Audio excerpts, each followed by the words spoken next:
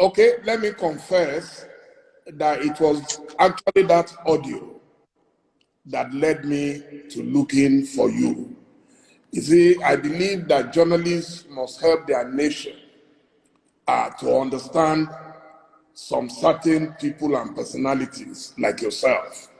And I want to say at this stage that I'm sending my special thanks to two people. One of them I can mention publicly, the other would not want me to mention him. And the first is Femi Fanika, my very dear friend and brother. I contacted him because I knew there is a special bond between the two of you. And he contacted someone else who contacted you. And I want to say thank you to both of them so they know themselves. What is the relationship between you and Femi that every time I see that you are in the same direction? He is very brave. He is urbane. He is polished and very erudite. He is a scholar and a conscientious one at that. You know, in Nigeria, you have scholars, people who just study for the sake of it, people who just read for the sake of it. He practicalizes what he understands to be humanity. And that is why I love him, I respect him, and I call him a brother. He epitomizes what any intellectual should aspire to be. You intellectualize, that is very true or very good, and then you must have a human side to yourself. He is de-tribalized, as you well know, and I'm sure that in time to come, he will have a very great role to play, if not in Ududuwa, but also in Biafra. If Biafra were to come tomorrow, I would take him. And I'm sure that he will have a lot to contribute in making Biafra a better place for everybody to be in. So I have not only love for him, but also have regard for him. Now, I'm sure you are aware that there are efforts to start a movement that will bring the Yorubas and the Igbos together and closer. Are you willing to play a major role in that union? Yes, we are doing ours on the ground. You saw the protest on the 1st of October right across the world, Yoruba One Voice and IPOB. So we are doing ours. That was why I categorically stated, and without any equivocation, that the bond between the Yorubas and the Igbos can no longer be broken by anybody. They will thrive, but they will fail. It can't be broken anymore. So I am more than willing and able to serve in whatever capacity that is required of me to make sure that these two great nations pilot the affairs of Black people in Africa going forward. Because without them, Africa is doomed, more or less. Now, I will plead with you to take the next question very softly.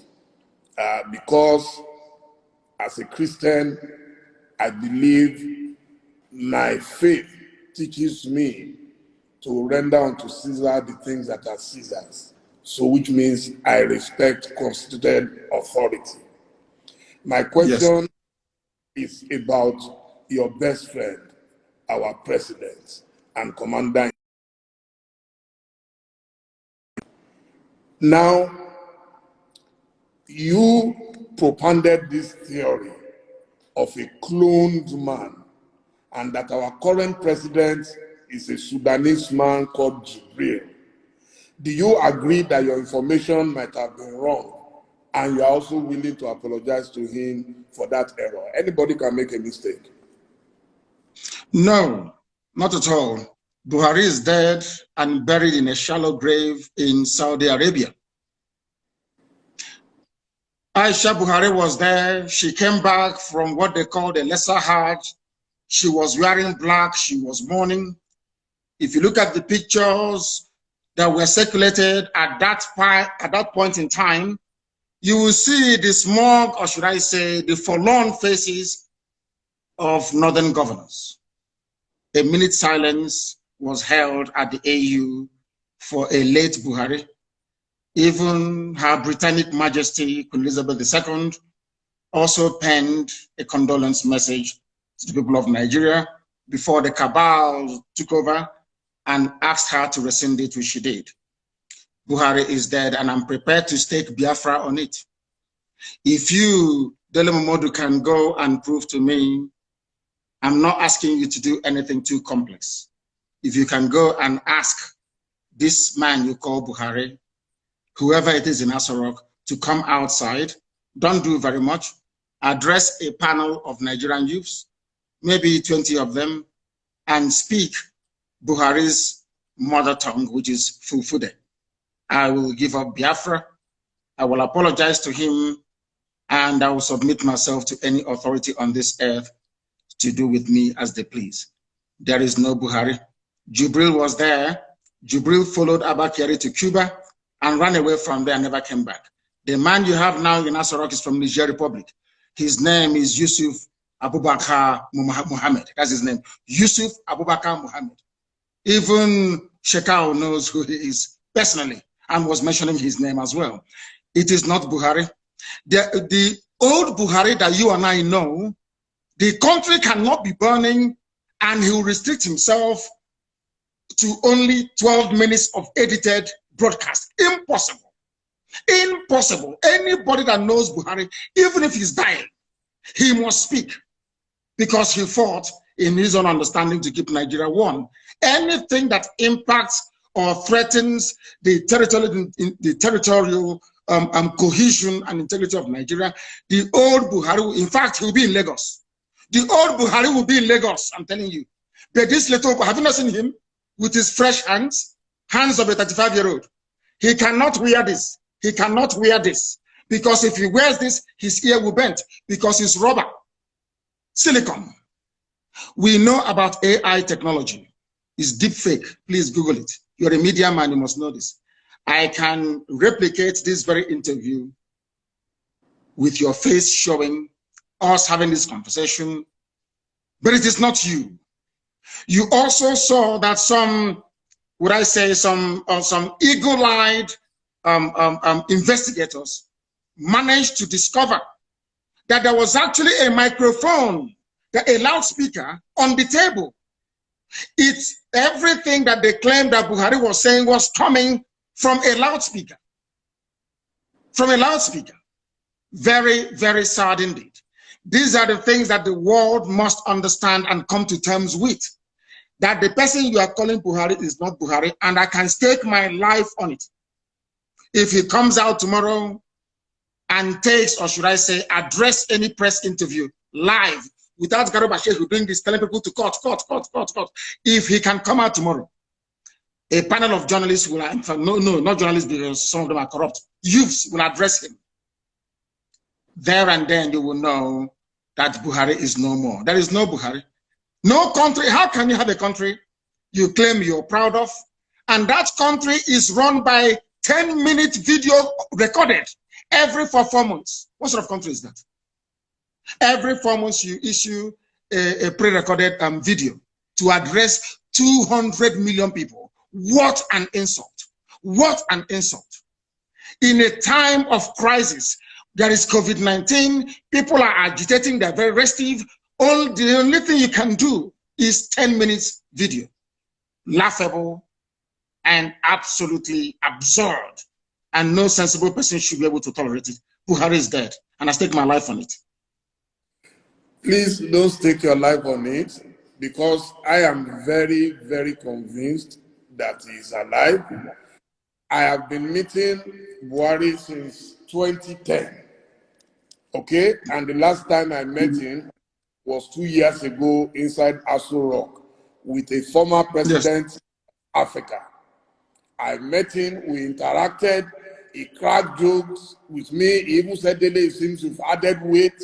I am telling you that I am not foolish not to know the person I've been seeing for 10 years. I've worked closely with him on his campaign, and yes, you could have your theory why you think. You see, my own theory is different. Because he was very sick, A lot of people thought that he would die, and God restored his life. And I think that is why you think he is dead. I am personally convinced that he's alive. I believe that a man like President Olusegun Obasanjo will not go and hold any meeting with a cloned president of Nigeria. If I can't vouch for any other person, I know that Obasanjo will never agree. He will talk. There is a saying where I come from, Dele. If you see something that is greater than your farm, you sell your barn where your harvest of yam is, where you store your yam, because that is the greatest thing that any Igbo man has in the olden days. If you see something that is greater than your farm, you sell your barn. Could be a robber. They do not want to expose that the fact that Buhari is dead, because everybody depends on the oil and gas coming from Biafra land. Without oil and gas, Nigeria will be worse than a banana republic. There will be nothing happening there. Nigeria runs what is called a rentier economy. You sell oil and gas to import everything you need, including toothpick, including Indomie and pasta.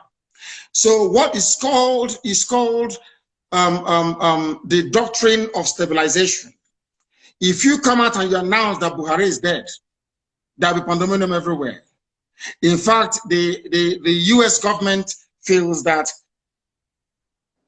if they allow a precipitous collapse of Nigeria, it may impact the wider region. That is what the Africa desk at the State Department has been doing for very many years. So if you expose the fact that Buhari is dead, it will cause pandemonium, and there will be regional destabilization, and you will have a whole lot more of foreign terrorist groups to contend with. Now you have 7. Many more will come up. They do not want to turn northern Nigeria into another Yemen, Afghanistan, or Syria, or Somalia, for that matter.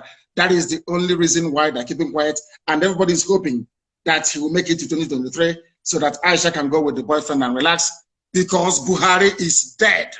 Absolutely dead and confirmed. Look at the hands of your, I can become a trend. You ever seen that little boy they call Tagwe that used to mimic Buhari, speak the way that Buhari does, crack Buhari jokes? That little boy is an Igbo boy. They've not given him a Fulani girl to marry. You know that little boy called Tagwe, he's a comedian. He mimics Buhari. These things happen. People can mimic Obama. People can mimic whoever they want to mimic. There are expert actors who can do all of these things. But let me make this very clear to you. It's a very simple thing. I'm not asking for a DNA test anymore. If Buhari can hold a meeting, the man you call Buhari, with Nigerian youths to ask him questions and speak his mother tongue Fufude, then I will give up. But I can assure you categorically that you are one of those that they have deceived, but they cannot deceive us. It was a well choreographed, well planned, and executed with military precision. They knew what they were doing because Britain is in charge. Britain is in charge. The same way they took charge of the NSAS protests. You were there, you were watching. When British High Commissioner went to Lagos, did not see the Lagos State Governor, Pt2, not up to 48 hours, the army came and started shooting. And now, as they say, the rest is history. The people controlling you are those that created you. The people that made you a Nigerian are those now in charge of your lives. You are not in charge of Nigeria. They are, and are the ones running the show. And maybe next week, you get another 10 minutes video recorded.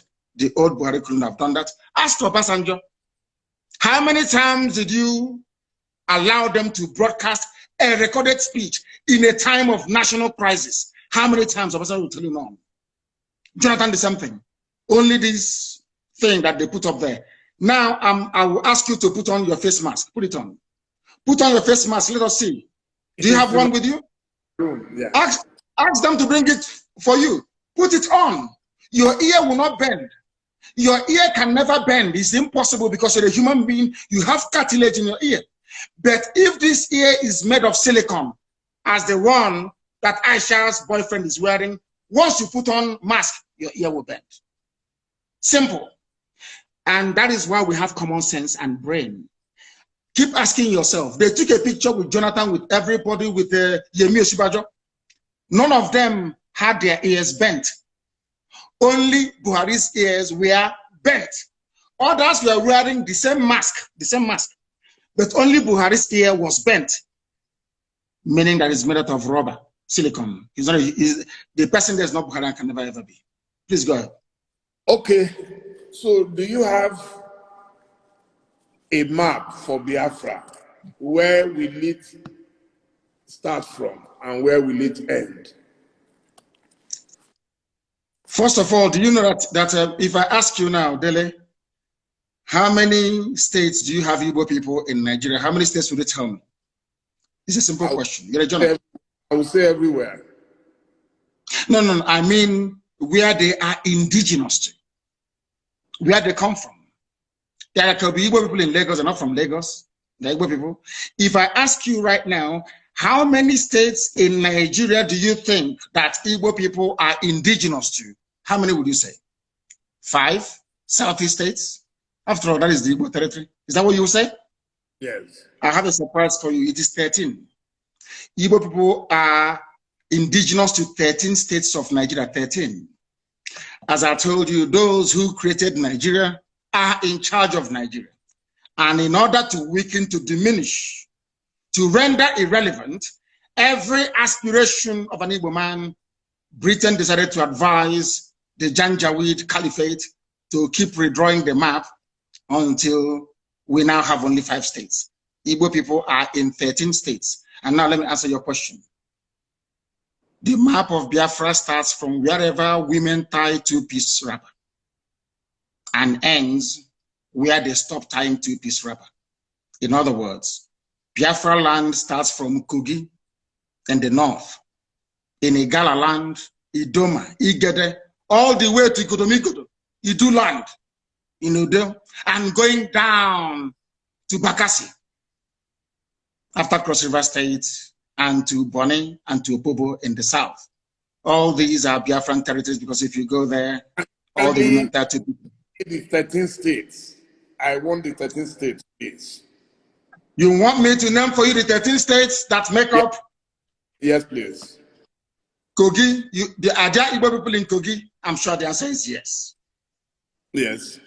Indigenous. Are there Igbo people in Edo State? Yes. We agree. In Edo State, there are Igbo people. I'm not talking about Tubiaja, which is Ishan. We'll come to that later. I'm even talking about a place called Igbo Akari. Igbo Akari. Are there Igbo people in Delta State? Yes. Are there Igbo people in Benue? In Benue State, I'm asking you, Izi community is in Benue State. They speak Igbo. The largest market you have in Benue belong to the Igbo communities in Benue State. Are there Igbo people in Cross River? Yes. So Igbo people are in Cross River. Are Igbo people in Akwa Ibom? Yes. E2 is in Akwa Ibom. There are Igbo people there. Are there Igbo people in River State? Are there Igbo people there? Of course there are. 90% of River State is Igbo. Are there Igbo people in Bayelsa? And you'll be shocked. YES is the answer. There are Igbo-speaking people inside Bayelsa itself till tomorrow morning. The same way you have Igbo people in Ondo. Are there Igbo people in all the 5? I've counted for you the 6 states that make up the so-called South-South. Imo, Abia, Anambra, Ebonyi. Yeah, you've mentioned 9 now. 9 states. 1, 2, 3. Kogi, Edo, Benue, Cross River, Akwa Ibom, Rivers, Bayelsa, Ondo. Have you added? No, not in Ondo. We're not in Ondo. Igbo is not in Ondo. What is in Ondo is Ijo. Ijo is in Ondo, not Igbo. But okay. Ijo is Biafra. And we'll get to that later. And then you add the 5 southeastern states. You have Imo, you have Anambra, you have Enugu, you have Ebonyi, you have Abia. Add all of them together. Imo, Anambra, Ebonyi, Abia, Enugu. 1, 2, add it to the 6. Okay. 5 1, 2, southeastern states. 5, 6, 7, 8, 9, 10, 11, 12. I think 1 is missing somewhere. One cannot be six states of the South, 5 states of the Southeast, then Kogi and Benue, and then you get 13. In all these places, you have, I'm not telling you about where they are trading, where they are doing business. People from there are Igbo. They are indigenous. And you think Kogi would agree to go with Biafra? No, it's about a referendum. We are asking, what we're asking for is that part of Kogi where women tie 2-piece wrapper. That's all. Your mother will tell you where you come from.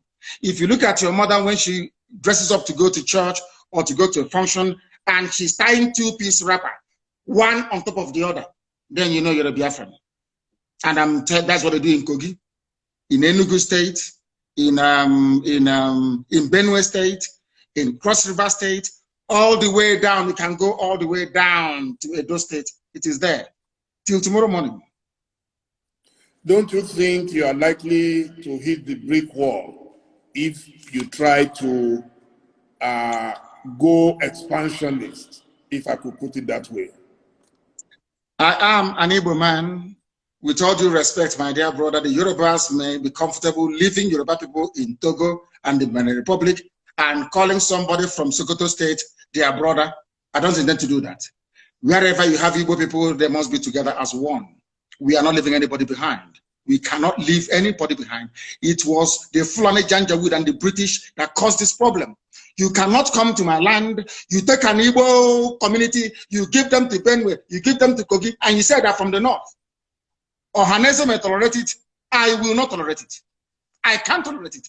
I am not going to leave one single Igbo community anywhere. They must be part of Biafra. They must be part of Biafra. What happens? Let's say the other people that you are fighting get provoked and they decide to call your bluff and say, okay, Igbo people in Kaduna, in Katsina, in Sokoto to defend Israel. How would that fit into your plan? Quite frankly, before you answer, let me do it as a double warning. And what if the Igbos in those places say they are not interested in joining you? Hallelujah. We say good riddance. Everything we are doing is based on the consent of the people. There must be a referendum, or should I say referenda, which is the plural, right across the board. We are going to ask people, ethnicity by ethnicity, where they wish to belong. If they say we want to be part of the Janjaweed North, where once in a while you lose your daughter, your wife could be raped, oh, well and good. We let them go. I am a Democrat. I'm not going to force anybody to do anything. And Biafra must come via a referendum. People must agree to it. We are not forcing anyone to do anything. Everything we are saying and doing is geared towards one outcome, a referendum.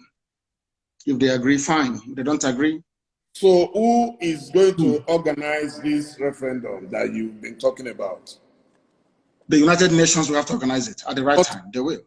If it is not organized, what is your plan B? We continue with civil unrest and civil disobedience, boycott of elections. As one of our great heroes said, we will boycott all boycottables until we get what we want. The British never wanted to leave Africa, but they did. Russia never wanted the Soviet Union to break up, but it did.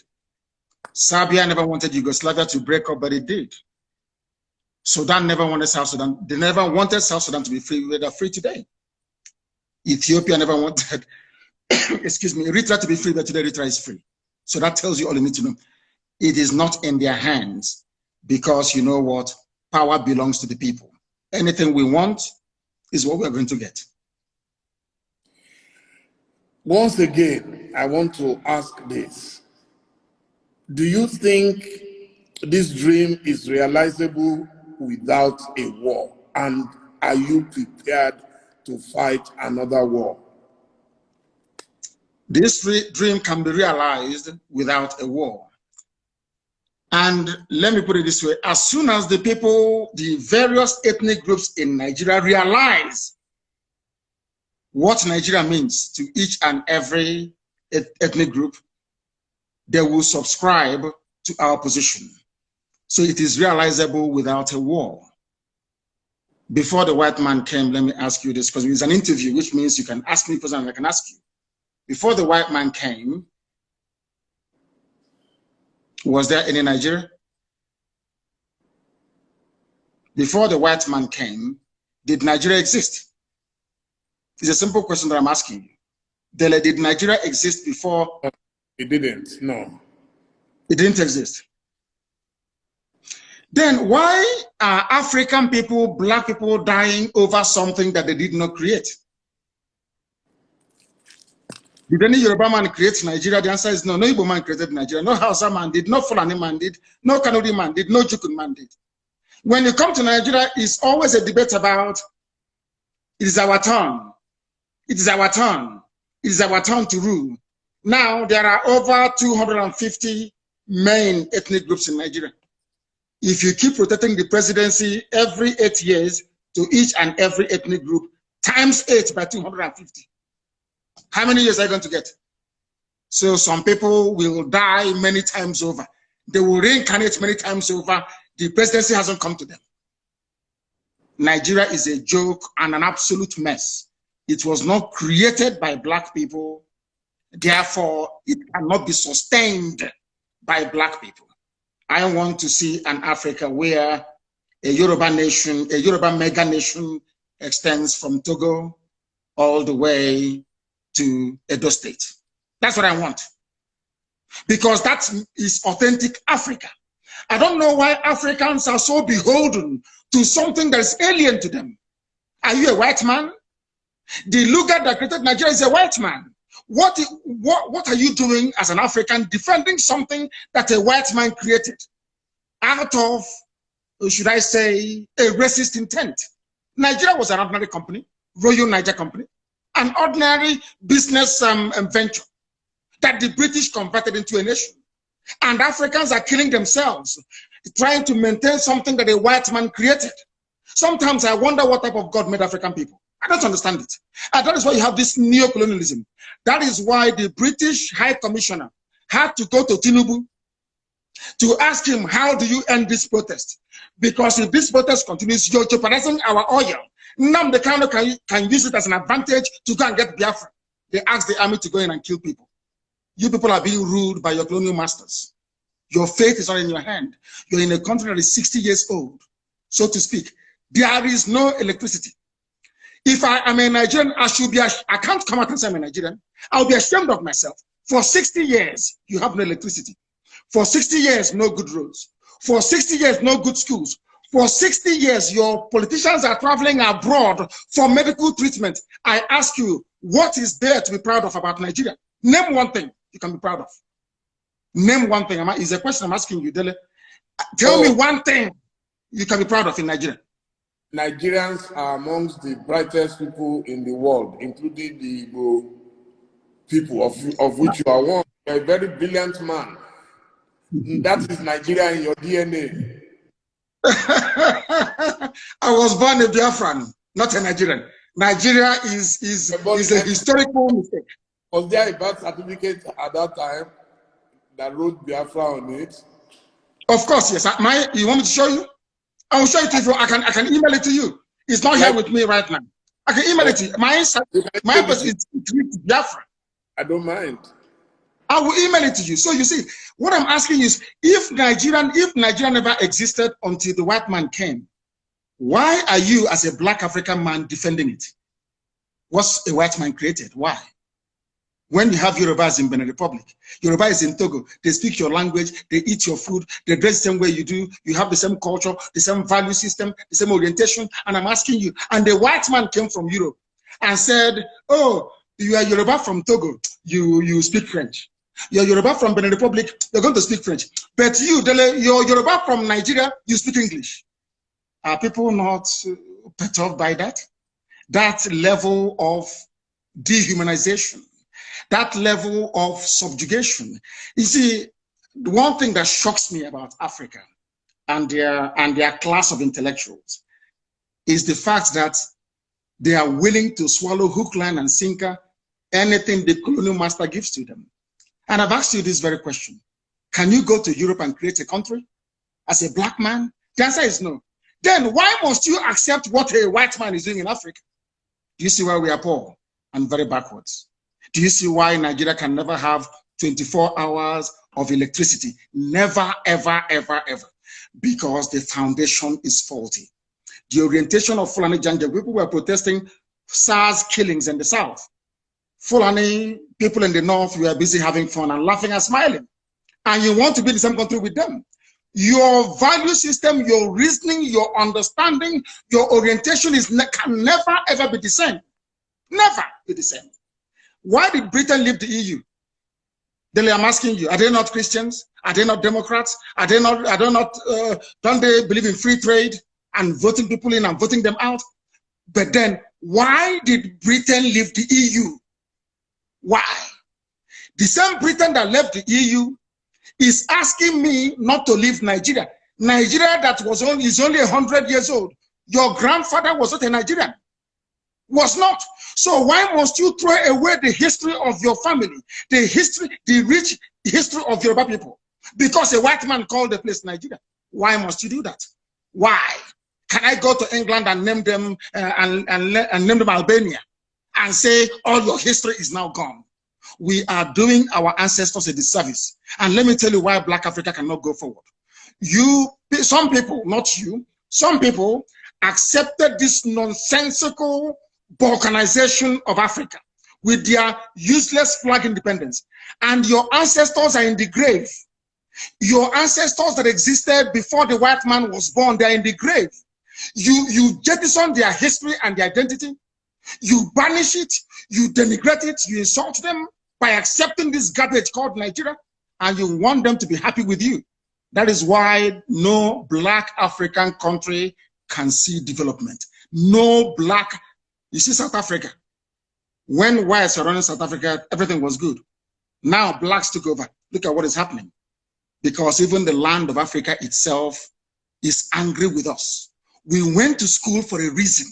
The reason why you go to school is to question certain things. And the question is this: why is it that you as an African, you're willing to kill, to die for something a white man created when they cannot do the same thing for you? You see how they are not equal to us. You see why they are always better than us. And nobody can tell me with any ounce of conviction or justification the reason why Yoruba people should be in Togo, in Benin, and in Nigeria. Why can't they be in one country, the same way that the English people are in one country in England? Or should I say in the UK?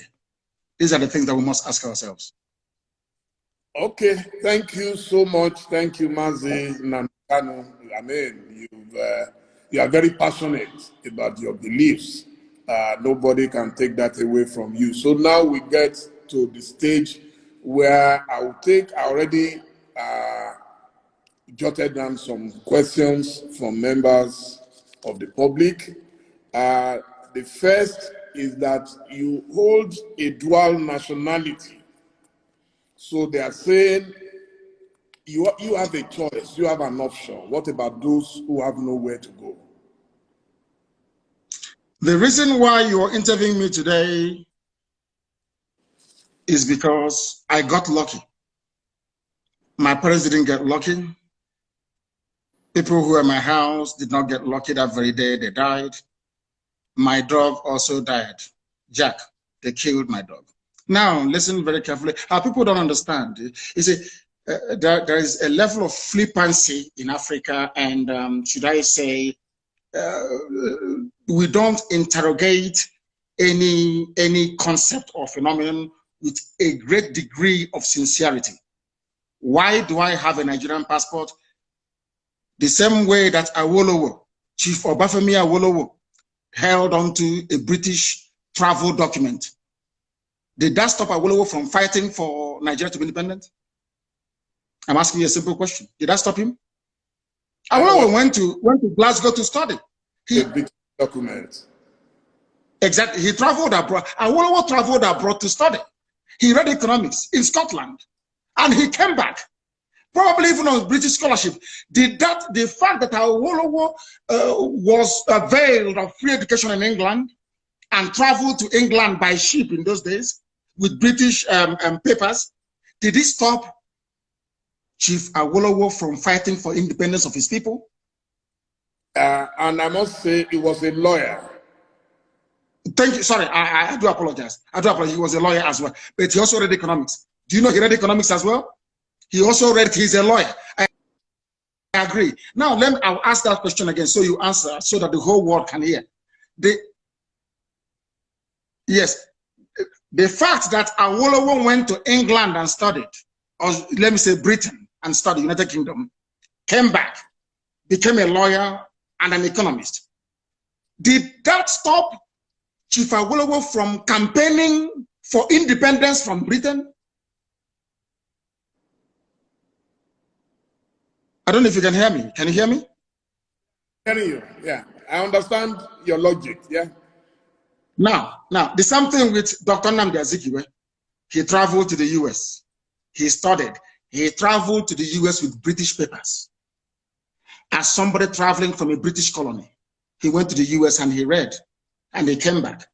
And a Yoruba man, incidentally, let me tell you why they don't want Yorubas and the Igbos to be. A Yoruba man identified the talent in Nnamdi Azikiwe and appointed him the secretary of NCNC. That Yoruba man is Herbert Macaulay, a Yoruba man. And Zeke fought with the likes of Awolowo until Nigeria became free. Why didn't they say, in those days they were very intelligent? Nobody said to Zeke, oh, you went to England for free, you studied, you have their passport, now you're fighting and saying they should go. Because in those days, our fathers, they had brain. I'm sorry to say this generation, I don't know what's wrong with them, is a social media indomie generation. And I hope that after this evening, they will become, should I say, more enlightened as to the issues. I no longer hold dual nationality. I used to have dual nationality for convenience sake, just to travel out of Nigeria, not for anything. And my hatred for Nigeria didn't start today. I've always hated Nigeria. It's a very useless place. Only a fool can say, I am a proud Nigerian. There's something to be proud of. Absolutely nothing. You have nothing. Individually, you're brilliant. The Ngozi Okonjo-Iwealas of this world, our brother who is at African Development Bank, very smart and very brainy, yes, as an individual, but collectively as a group, the most useless 200 million people in the whole world. Nothing is coming out of nothing, absolutely nothing. Absolutely nothing. So how can I be a proud Nigerian? Ordinary light you don't have. No, simple light you don't have. How can I be a proud Nigerian? Thank you very much. Now, your governors have virtually rejected Biafra. Those are the most senior representatives of the people. So this person is asking, how do you want to deal with that situation? How many governors do we have per state? I think it's one, isn't it? One governor per state, yes. But they and in a democracy, they control. No. Yes. How many, during election, how many times does the governor vote? Once. Okay. So the people will decide, not a governor. We are not Fulani Janjaweed. We don't have feudal lords in our land. We are Democrats or Republicans. You have only one vote. Only one vote. One governor, one vote. People may dissent, they're entitled to their opinion. One governor, one vote during the plebiscite or referendum. And there is nothing they can do about it. The majority says they want Biafra. So the views of the governor, of course, may be taken into consideration, but it doesn't count because they are in the minority. We are not Fulani people. Someone has asked, how are you funded? We are the largest movement on the face of this very planet Earth. IPOB, indigenous people of Biafra, we're all over the world. And our people are very, very generous. They fund us, no politician, no millionaire, no billionaire, nobody. Ordinary people in the diaspora and people at home. They fund these well-oiled machine all over the world. That is why we are formidable. We owe it to them. We don't have any godfathers. That is why I speak the way I do. If there's anybody who can say they are funding us, come out and say it. Nobody does. Ordinary people do, because everybody wants freedom. Someone is asking, if you say you are asking for a referendum, how come you sometimes apply force, the use of force and coercion? That is the only thing the Fulani Janja would understand. Nigeria is a rogue creation. Nigeria is where vandals and bandits abound in political office. Nigeria is not a civilized society and can never ever be. You saw the way they are behaving. You give rice to a governor to give to people, the governor will steal it and keep it. Palliative that he did not buy. The only language they understand is by breaking into those warehouses and taking what belongs to you. The criminals and the hoodlums here are the governors, not the people who are hungry. I don't know why in Africa we always want to turn the narrative upside down. So you're telling me that Fulani can come to my place and rape my mother, abduct my sister, and I'll be clapping and praying and doing hallelujah and doing prayer and fasting. Nnamdi Kanu is not like that. We hunt them down, we pursue them, we catch them, and we deal with them. As simple as that. If people can tolerate that type of rubbish, we can't take it. Never, ever, ever. Never. You said you are a Democrat. Yes. Does democracy allow the use of brute force? Is Nigeria not a democracy? But they were in Lekki shooting people that their constitution says should not be shot. People praying and singing national anthem, we are shot. A constitutionally granted right. The state of Nigeria violated it. They are the ones that brought violence, not us. As they say, those of them that make peaceful revolution impossible, they make violent revolution impossible. They make it possible, rather. Those are the words of John F. Kennedy, not mine. An American Democrat who. And people talk about democracy all the time. The modern Britain you have today was forged in a revolution led by Oliver Cromwell that toppled the monarchy of King Charles I. Today, England is doing very well. France talks about democracy, but their democracy was forged in the heat of a revolution that toppled the reign, I think, of King Louis XIV or the 15th, I don't know, and Marie Antoinette. America, they hold you to account today if you're not democratic. America was forged in the battle of a revolution fought and led by George Washington. I don't know if we did all these things at all or not. I mean, I think Nigeria should employ me to write their curriculum for them so they can train sensible, reasonable people. People graduate from schools in Nigeria, they come out far more foolish than they actually went to school with. Someone has asked, are you not afraid for your life?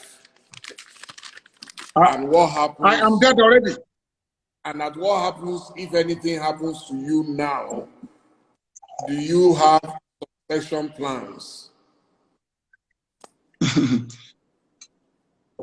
I am dead already.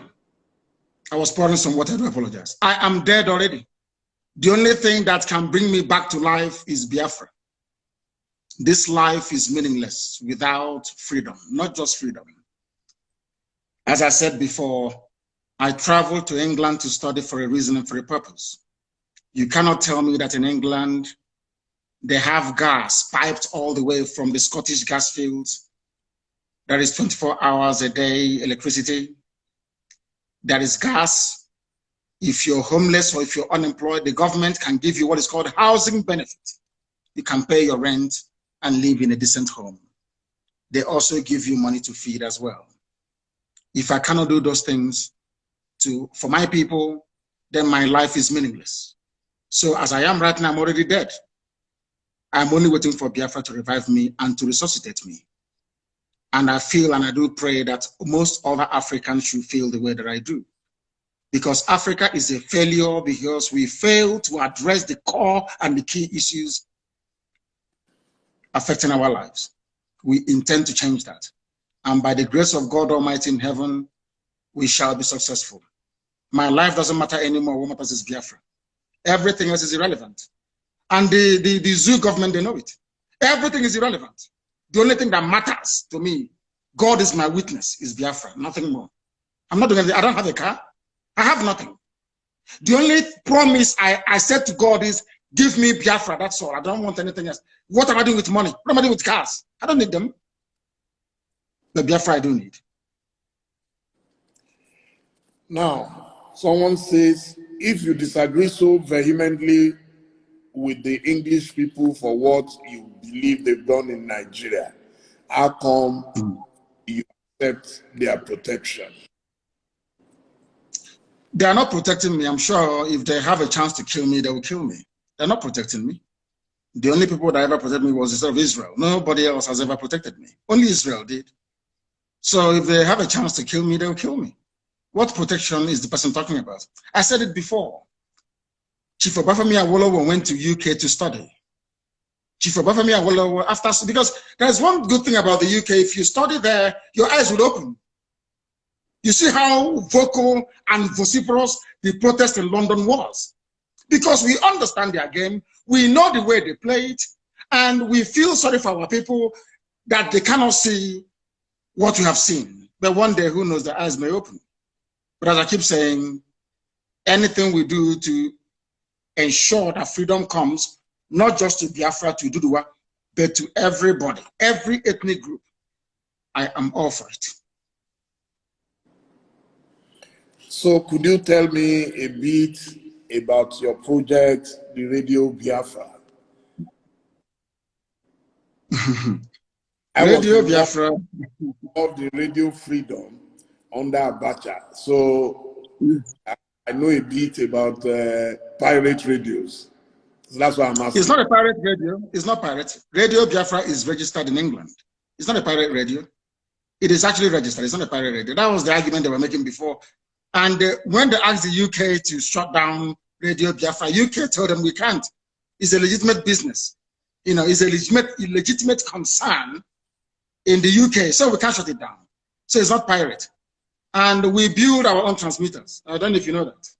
The FM that you listen to in Lagos, if you're in Lagos right now, if you hear my voice tomorrow morning or the voice of any of the presenters tonight, we built ourselves. And I believe in encouraging ingenuity. Everything we have, we built ourselves. Because, of course, God is with us. And our mission and cause is noble. That is the history of Radio Biafra, and we keep expanding. And I do hope that before this month runs out, which is just a few days away, that Radio Biafra will be in Katsina broadcasting in Daura.